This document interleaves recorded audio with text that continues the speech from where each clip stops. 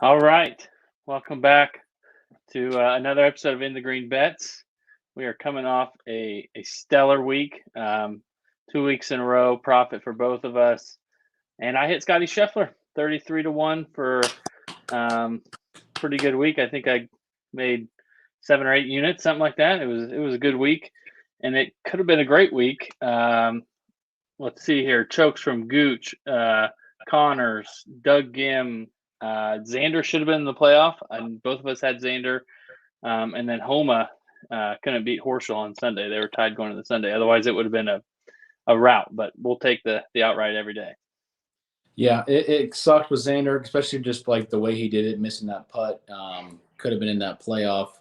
The playoff winner, though, we hit the margin and we hit the outright. Like, that's a big win right there. That's 4 I guess cards in the green, right, for 2 weeks in a row. Yep. I'm excited. This is a huge event, and I think we're starting to get into this swing of like good fields, better golf courses. These are going to be some fun events because we can get some good numbers on some really talented guys, and I think we're going to hit on a couple of that here soon. Yeah, it's there's a really strong field last week, and even stronger this week. I think all top 10 guys are here, plus I think Brooks isn't in the top 10, so he's not included in that group. There's just a ton of guys this week. The board is interesting. I thought the books were pretty sharp. Some of the numbers, I mean, I found some value, but I kind of was expecting a bit of different numbers, at least at the top. When you get this many top guys, I always try to at least grab 1 or 2 from the top and at least from the bottom half odds-wise. But we'll talk about it. But Riviera, awesome golf course, awesome tournament. The winners here over the years have been kind of strange in that you get random dudes like JB Holmes and Merrick, and random guys just happen to win. James Hahn, but you also got Bubba 3 times at the peak of his powers, DJ, Adam Scott, and Homa last year, who was playing really good golf, and that leaderboard was loaded. So I expect the same this week, in the field is maybe even better than it's ever been. Yeah, it's kind of an interesting week because of all the field, but yet when we look back at this tournament, we've seen some guys win who aren't super elite, right? So I think there's almost a kind of a 2 ways you can approach it, but yet kind of combine them to make our cards, and I think you'll see that with both of us. But in the end, we're going to see a lot of really good ball strikers. The leaderboards was really littered with a lot of really good players, like we mentioned, Decky, Rahm, Hovland, Finau, right? Finau's not been putting very well, but his ball striking has always been really good. Fast Poa Greens, we've seen a couple of those clips. I saw that actually before we started the show. It was like the guy rolling the ball, they were so quick, and he's like, the biggest mystery since Xander's, putt to get in the playoffs. So it should be fun trying to see guys hold the green. Hopefully the weather doesn't do anything wonky, but it doesn't seem like it will. I'm excited. I hope to have guys on my card who can not only hit it far, but kind of get themselves in there, because the Poa greens might be a little tricky for some of these guys. So hopefully you're as close as possible. Yeah, Riviera basically demands that you're good at everything, or at least break even on every stroke gain category, and if you're gonna gain super and approach or around the green or something. But you got to bring it. This kind of brings out guys who can flash about every aspect of their game. Obviously, the approach guys have somewhat of an advantage because the greens are hard to hit. They're typically hard to hit, though, because there's humongous trees. If you miss the fairway, makes it really hard to get good angles. It's all about angles. Morikawa mentioned that, and Rory mentioned that in their press conference earlier this week, that it's just like, if you're on the left side of some of these fairways when you need to be on the right, like, good luck. Like, you might not hold the green, or you just don't have the angle to certain pins. So precision is a key. This is like a major championship level of golf course in terms of it asks a lot of all aspects of your game. Right. The putting is kind of a throw your hands up in the air and see type of deal. We've seen some bad putters putt well here. Bubba basically said this week, I think in the past when somebody asked him about the golf course, he's like, it kind of levels the playing field for people like me who aren't that great at putters, because it's hard to be aggressive inside of 5 feet with the green so fast, and the bump, gets so bumpy for the guys later in the afternoon. So guys with all around game, but particularly those guys who A, can compete in big tournaments, and B, have that kind of approach pedigree. Yeah, I think the angles thing is interesting because not only are you going to have to set yourself up with those angles on your tee shots, but you're going to have to avoid being in those trees. So it's kind of a two-part decision there when you're coming off the tee. And I know, you can't obviously place it exactly where you want it, but, when you're aiming for certain spots down there, it's going to be hard to put it in the right spot. So if you get a guy who can really start to gain in those areas, I think giving himself better angles just gives him more opportunity, to have better proximities, because as we know, if you can avoid those 3 putts, that's kind of going to be, a really big thing this weekend, not getting bogeys, and because pars are going to be pretty good scores around a lot of these holes. Yeah, bogey avoidance is a big stat for both of us in our model. Yeah. Also looking at par 5 scoring. These par 5s are by far the easiest part of this golf course. You got to take advantage, because there are some really, really hard par 4s out here. So, and the par 5s are easy. One's one of the easiest holes on tour every year, and the other ones are scoreable. Also, 17 is one that you got to get coming down the stretch. We saw those guys make birdie last year, because 18 is not a guaranteed birdie by any means. So, to see kind of how the leaderboard shakes out, a lot of these really good guys are playing very good and have awesome course history here. Right. Like you talk about the leaderboard last week, obviously was amazing. Cantley, Xander, Scheffler, JT, Rahm were all in the top 10. Homa played good. He was another guy from last year. And then you think Rory's played awesome here. DJ's played awesome here. Decky played good last week. It's it'll be awesome tournaments, because all these guys are absolutely on fire. And this is a humongous event. $2 million if you win. Keep that in your mind for the one and done. I think another name there is Taylor Gooch. I know he didn't have a great Sunday like we mentioned, but he was playing very well. His ball striking has been really good. His recent form has been great. I know the one round out of form one round out of the 4 is whatever it happens to guys, of his caliber constantly. It happens to even good players constantly. So I think we can still, maybe consider Gooch to play well this week, especially with his course history and also his recent form. All right, let's take a look at the outright market. I'm going to pull it up here. Maybe I'm not going to pull it up here. Mm-hmm. All right. For whatever reason, I can't share my screen. I don't know why, but top tier guys, Rahm under 10, and then you got Cantley, Thomas, DJ Morikawa, Rory, all kind of 20 or less. I took DJ from this list. I got him at 18. I think that's a fair number considering he's played decent. Not amazing, but he's played decent. And this course, he's just dominated 10 top 10s in his career here and 14 starts. He's got to win. I just think that he's due. He didn't win last year. That was the first year in 12 years he hasn't won. So, or 13 years, I think he hasn't won an event on tour. He's really due. And I think the odds he's at the bottom of that top tier, and I'm not sure he should be priced all the way at the bottom. Yeah, Rory's at 22 actually on DraftKings right now, which is nice. But I agree. I'm kind of with you on DJ. It seems fitting to seem like this would be an event where he would kind of come back and show hey, I'm still just Dustin Johnson. So I think that narrative really fits. The issue we have is the 2 guys at the top, Jon Rahm and Patrick Cantlay, who set up for this course pretty damn well and are playing probably the best they've ever played. So that's going to be an issue. But I think if we can avoid those 2 guys, we have some value here. Cam Smith at 22, I think we can kind of move into that next realm. I guess Decky at 18 is a little bit low, but I actually like Decky this week a lot with his ball striking, his recent form. Kind of jumping in past that, we're going to have the Xander, right? Xander's kind of pushed us away, especially with how he finished coming down the stretch last week. Victor Hovland at 25. He's a guy who's definitely going to be featured on my card. I think you may have got Victor at a better number than that earlier this week. Yeah, I got Vic at 27. I was looking at a handful of guys on Sunday night to see kind of where they pop Monday morning, because a lot of times those are by far your best numbers. Now I think Rory has kind of gone the other way, at least initially he did. And Vic was one of those guys I was targeting. Saw a 27, thought that was excellent.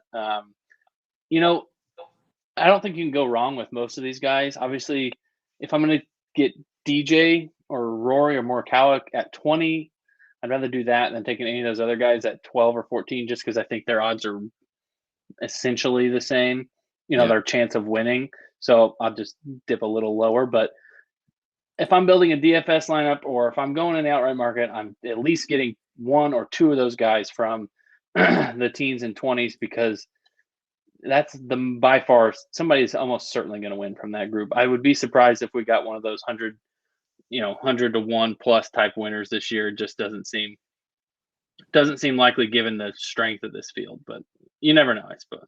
Yeah, I think we should mention Brooks, though. Brooks at 35 still, isn't it? I mean, he clearly has the talent and the ability to win here. So I think you can push him up in that group. That's a pretty good number on a guy of his caliber. Played really well last weekend. This course demands a lot of stuff that Brooks can do. He's another guy that will definitely be on my card tomorrow. The guy right underneath him at 28 is Will Zalatoris. I'm not personally going to be on Zalatoris this week based on how tricky those greens can be.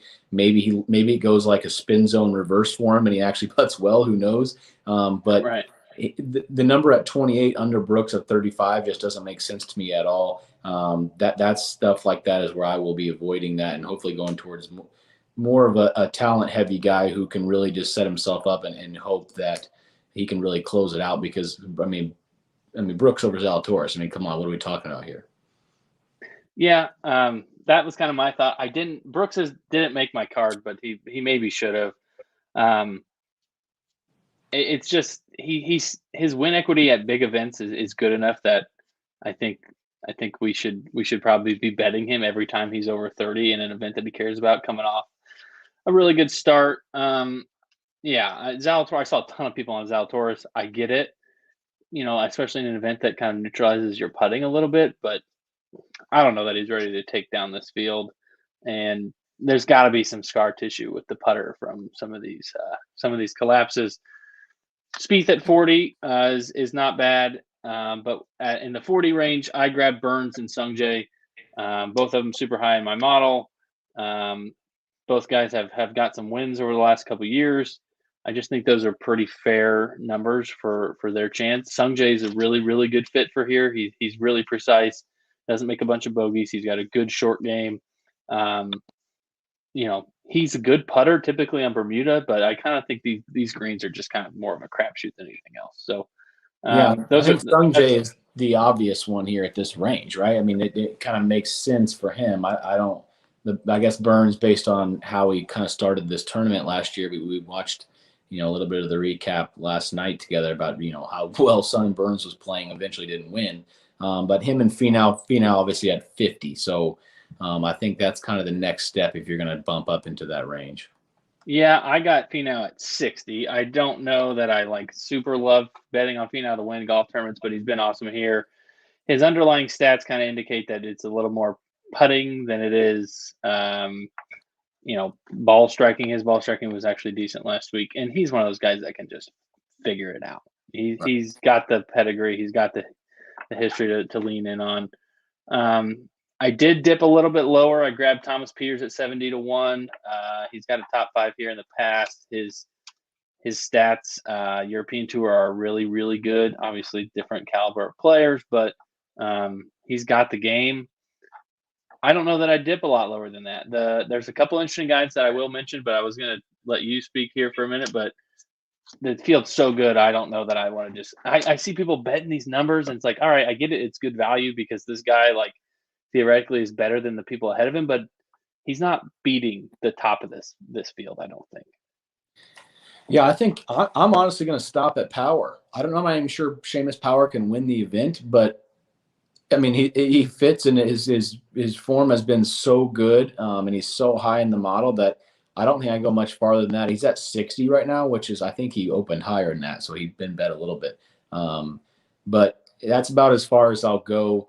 The only way I'm going any much farther than that is maybe Chingali, but that's if you saw my tweet earlier, that's I'll talk about him later because I think he might be my best bet. But I don't think as far as who actually has the trophy at the end of the tournament, I'm not sure it'll be any guys from this range.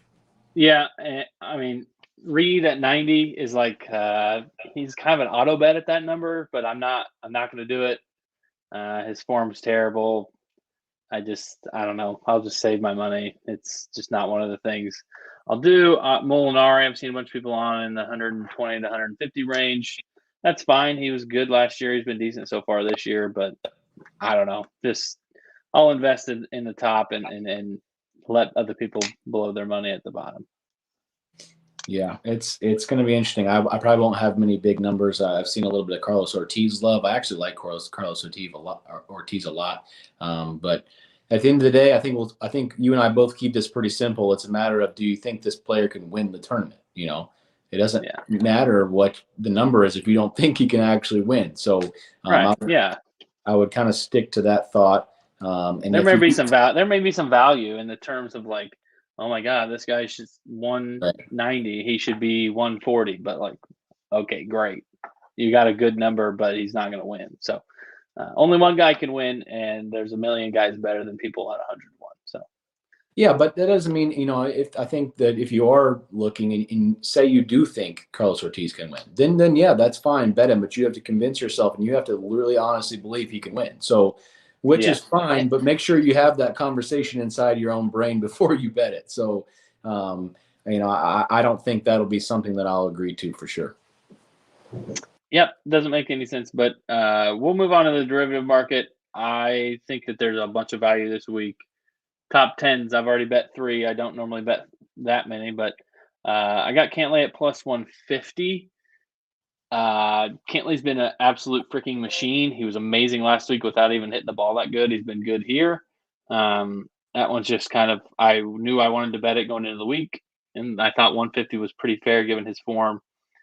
If I could have got a ROM number over minus, I probably would have bet it instead, but Cantley's been basically as good as Rahm in terms of finishes over the last month or so.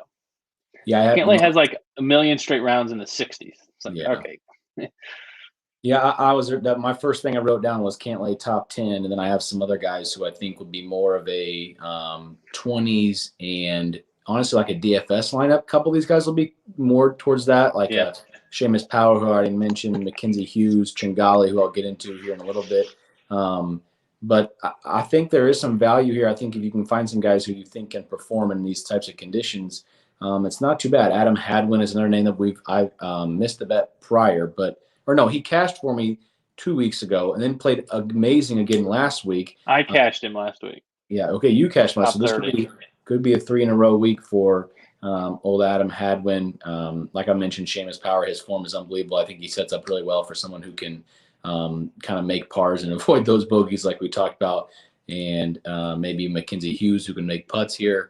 But I don't know. I think that you got to have a reason for some of these derivatives, whether it's putting, whether it's greens and regulation. Russell Knox was my top leader in greens and regulations gain, so that is something that you could kind of convince yourself he was really high in the model. I don't mind him at all. Munoz is another ball striker who shows up on courses that are a little. I mean, he shows up at a lot of different types of events, but when he plays well, he plays well. So I think that could be maybe a little bit more of a gamble. Hideki top 10 is another guy I could be convinced of that high in the list. What do you think for top 20s?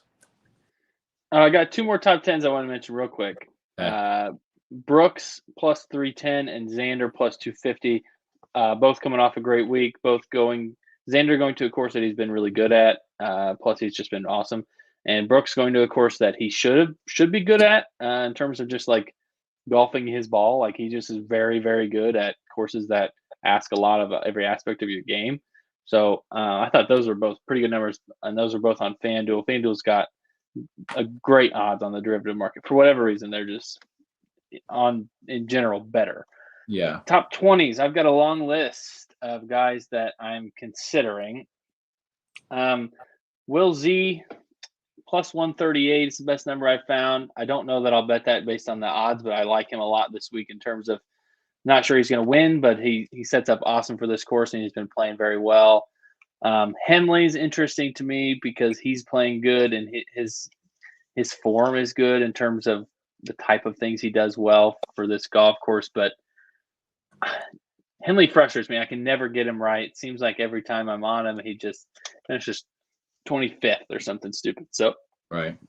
Henley's on the list. Gooch, like you mentioned, Gooch has been playing awesome. He's got a super track record here.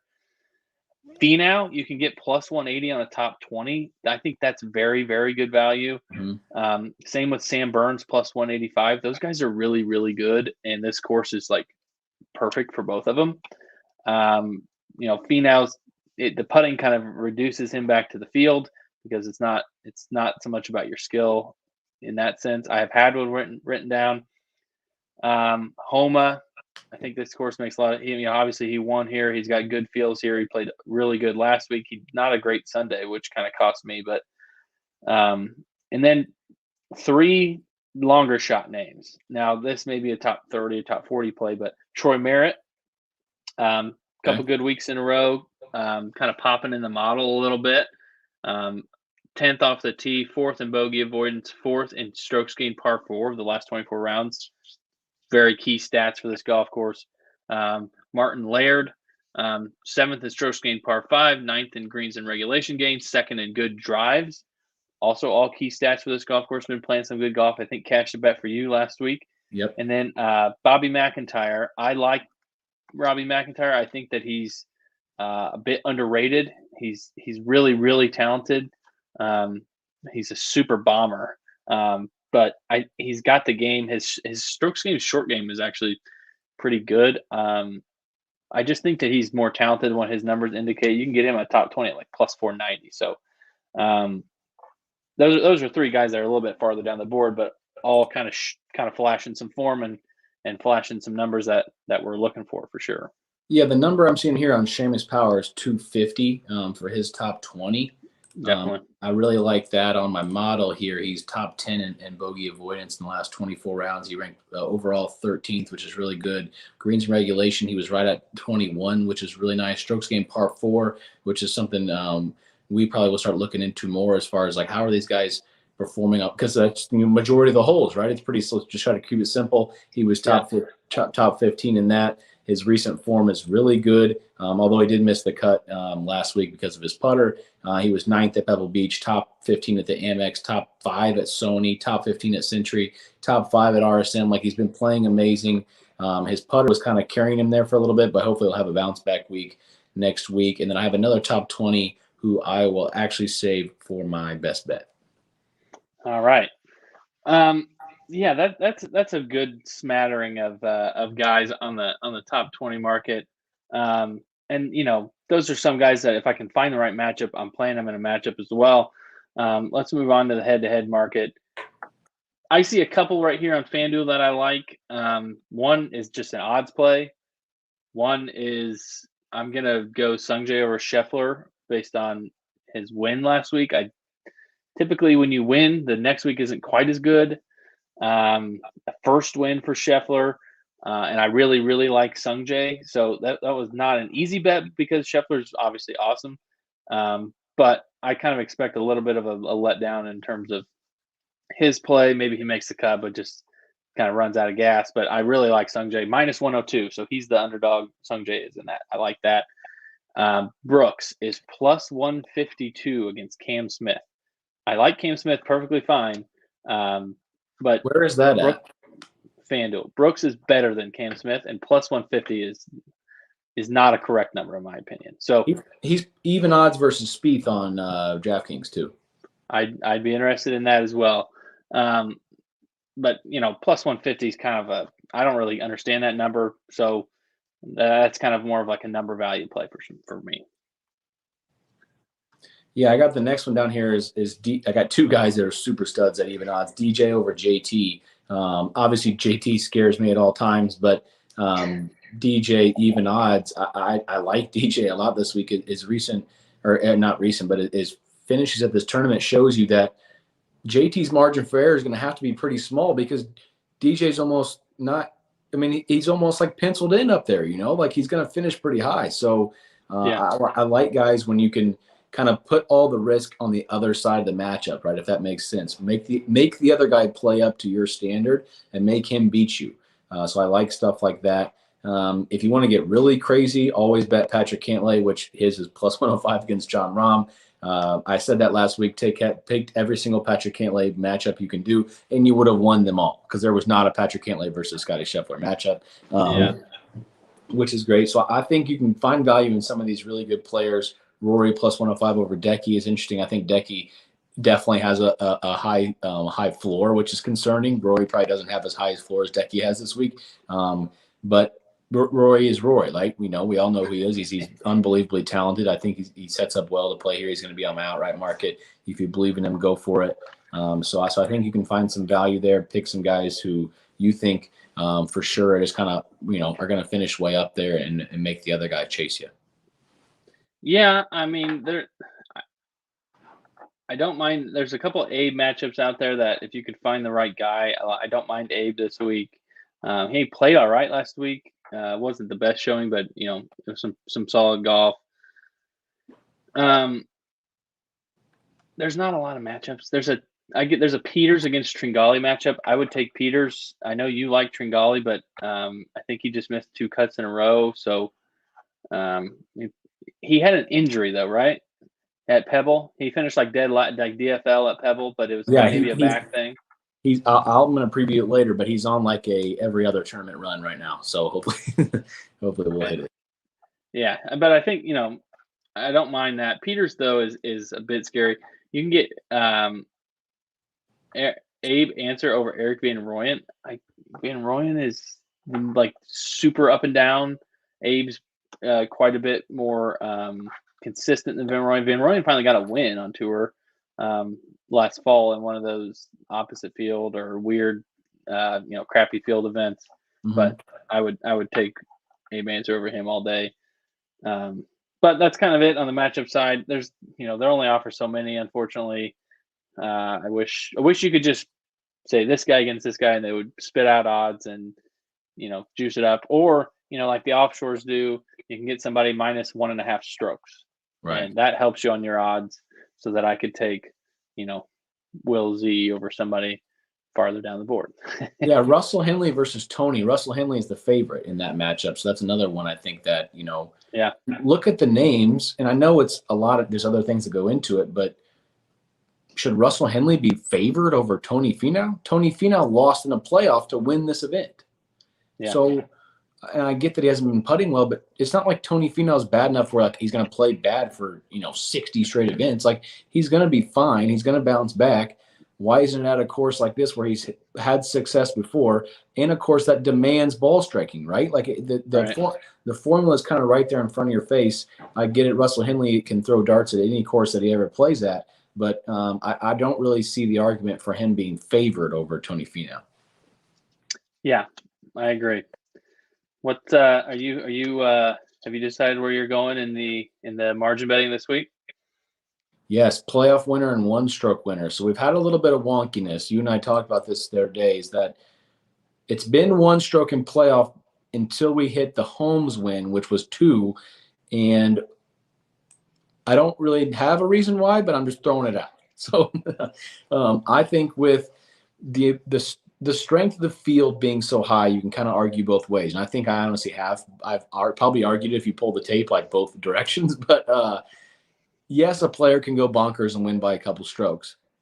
But also there's so many good players that they might be jumbled up because they'll all be playing well. There's the chance that 2 or 3 of them play really, really well. So I'm going to go that way this week. I think the strength of the field just pushes me into this bet. Playoff winner and 1-stroke winner. Let's hit it again for 3 in a row to start off the show because we've been crushing it lately with those. That saved me big time. That was a 4-1 bet that really brought me back into the green last week. Yeah.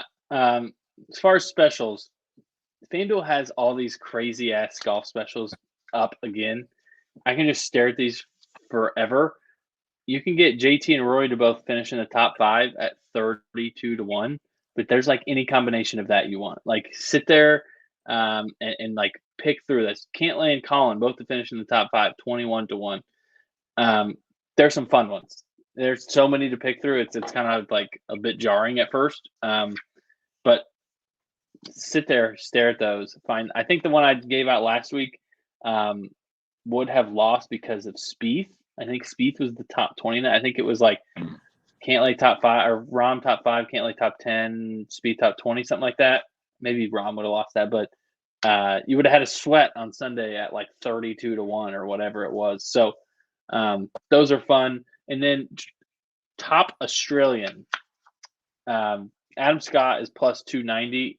It's Cam Smith, Leishman, and then I'm trying to, some other not so good players. I think. Let's see here: Matt Jones, Min Woo Lee, and Cam Davis. Not really worried about any of those three.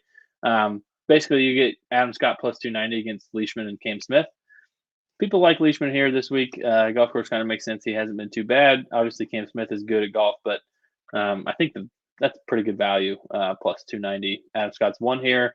He's been good, even before he won here. And I listened to him on the No Laying Up pod a few weeks ago. He's basically like, look, there's 10 events a year that I care about. Riv is one of them. He loves this golf course. He loves this tournament. He's gearing up for this one. So he played pretty good last week. I think most of it, you can take it and say, look, he's just getting ready for this week. So I like that number quite a bit. Do you remember the stat you told me about Patrick Cantley and making bogeys? He led the tour last year in fewest bogeys per round, and it was like 2 something. Like it was like 2.1 a round. That is so stupidly good. It's unbelievable. Patrick Cantley has the same odds as all the super elites to go have a bogey-free round at 10-1. 10-1 that he'll have a bogey-free round of one of his 4 rounds? Scratch that. I read that wrong. Bogey-free round in round 1. But still, I don't really like that as much, but I don't hate that. He doesn't make a lot of bogeys. He definitely does not make a lot of bogeys. That stat was crazy. I'll be able to find it here in a minute. But what do you think one and done wise? Where's your head at one and done wise? I know who I'm going after. This is a big money event, so I'm going to take a good player. But who do you leaning towards? I don't have anything written down in my category for one and done yet. That shows you how open I am. I have a lot of but a lot of decisions to make as far as that. I'm going to play someone really good at golf, like really good. So it's a good idea. We've both talked about DJ. I'm going to talk about him in a millisecond. So okay, so he's definitely. I'm considering him. Decky is also my next one who I'm also considering because I think he's gonna. I'm not sure he's gonna win, which stinks to say that out loud, but he can. This could be his 3rd win in so many, in not that many months. So those are the 2 guys that I have right now that I'm thinking about. Maybe Rory. Rory's gonna have my outright for sure, and I think that I'm gonna use somebody of their caliber here this weekend. I just found that Cantley stat, 2.03 bogeys per round over 78 rounds last year. That is pretty good. Unbelievable. When was the last time I played golf and I only had 2 freaking bogeys? Maybe like 10 times in my life. The last 2 holes that I played? Yeah. So I'm taking DJ. I debated between him and Cantley pretty hard. Obviously, I'd love to save DJ for a major, but this event pays as good as any non-major besides the players. I don't want to play him at the players. So, and plus there's plenty of other guys I still have in my pocket for the big tournaments. I haven't used Rahm, Cantley, Brooks, Spieth, JT. There's a bunch of guys. So I'm going to take DJ this week. He's got 10 top 10s and 14 starts here, including a first. 2 pretty good starts over in Dubai and Saudi Arabia. Played decent golf.